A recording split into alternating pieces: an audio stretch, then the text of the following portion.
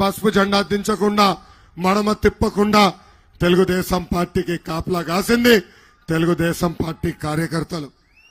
అందుకే మీ రుణం తీర్చుకునేదానికి ఆనాడు ప్రత్యేకంగా కార్యకర్తల సంక్షేమ నిధి ఏర్పాటు చేశాం.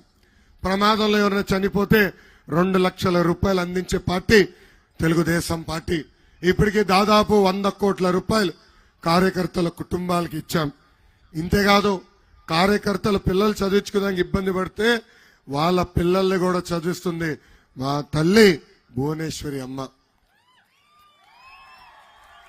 నాకు అక్క చెల్లెలు లేరు, పెద్దమ్మ చిన్నమ్మ లేరు, కానీ అన్న ఎన్టీఆర్ నాకు 60 లక్షల మంది అన్న తమ్ముడులు అక్క చెల్లెలు నాకు ఇచ్చారు.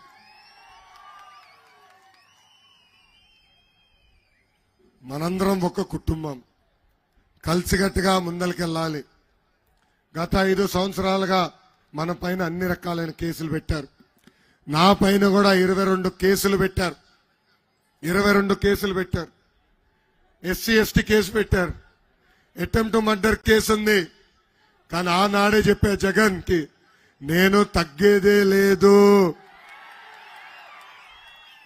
బాబు గారిని 53 రోజులు జ్యుడిషియల్ రిమాండ్ కి పంపించారు. కానీ బాబు గారు ఏనాడు భయపడలేదు. బయటకు వచ్చి ఒకే ఒక మాట చెప్పారు, మై డియర్ జగన్, భయం మా బయటలో లేదు, నువ్వు పెట్టే చిల్లర కేసులకి మేం భయపడతామా అని. కార్యకర్తలందరూ నేను హామీ ఇస్తున్నా, ఏ అధికారులైతే చట్టాన్ని ఉల్లంఘించి మన ఇబ్బంది పెట్టారో, ఏ వైకాపా కార్యకర్తలు చట్టాన్ని చుట్టంగా మార్చుకుని మన ఇబ్బంది పెట్టారో వాళ్ళందరి పేర్లు ఎర్ర బుక్ లో ఉంది. ఈ ఎర్ర బుక్ లో ఉంది. మనం అధికారులకు వచ్చిన వెంటనే జ్యుడిషియల్ ఎంక్వైరీ చేస్తాం.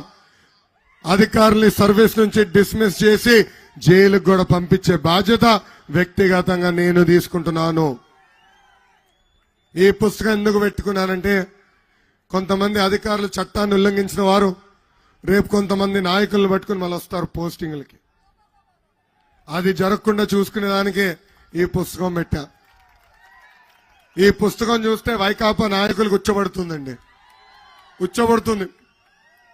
నిన్నగాక మొన్న కోర్టుకు వెళ్లి లోకేష్ ప్రతి గ్రామానికి వెళ్లి ఎర్ర బుక్ చూపిస్తున్నాడు, మీరు నాన్ బెయిలబుల్ వారెంట్ ఇష్యూ చేయండి, లోకేష్ ని మేము అరెస్ట్ చేయాలని కోరుతున్నారు. ఈ సభాముఖంగా చెప్తున్న వైకాపా నాయకులకి, ఇక్కడనే ఉన్నా నెల్లిమర్లను ఉన్నా, రా దమ్మ ధైర్యం ఉంటే నన్ను అరెస్ట్ చేయి. నేనేనాడో తప్పు చేయలేదు, నీతి నిజాయితీగా నేను బతికాను. 2.5 సంవత్సరాలు నేను పంచాయతీరాజ్ గ్రామీణాభివృద్ధి శాఖ మంత్రిగా పనిచేసి